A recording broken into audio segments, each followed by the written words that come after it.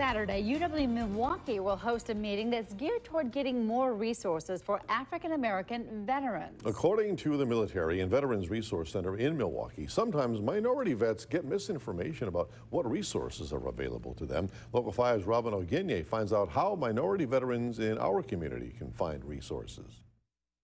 Alvin Dupree is a pastor in Appleton. He served in the Marine Corps for 20 years and says he's fortunate to live in a county where veteran resources are accessible and available.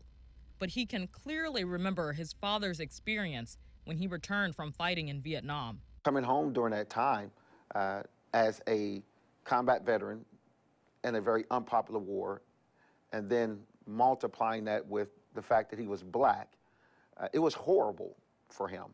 From finding housing, from finding a decent job, it was just horrible. Dupree says serving your country is hard enough, and veterans need resources to help transition to civilian life.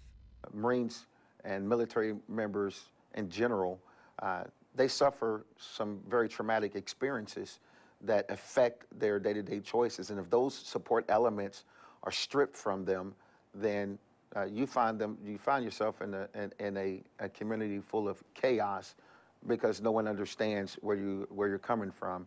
Outagamie County Veteran Services says they make sure they connect with veterans of all backgrounds. Trying to do as many community outreach events as possible. Nursing homes, assisted livings, talk to different veterans groups, get out in the public, talk to people face to face, on the street, wherever. Dupree encourages any of his fellow vets having trouble finding resources to find a Legion Hall in their community. There is a subculture of veterans that do exist that are plugged in. You want to be plugged in with those organizations, and that's the best way to get a lot of information and be pushed toward resources.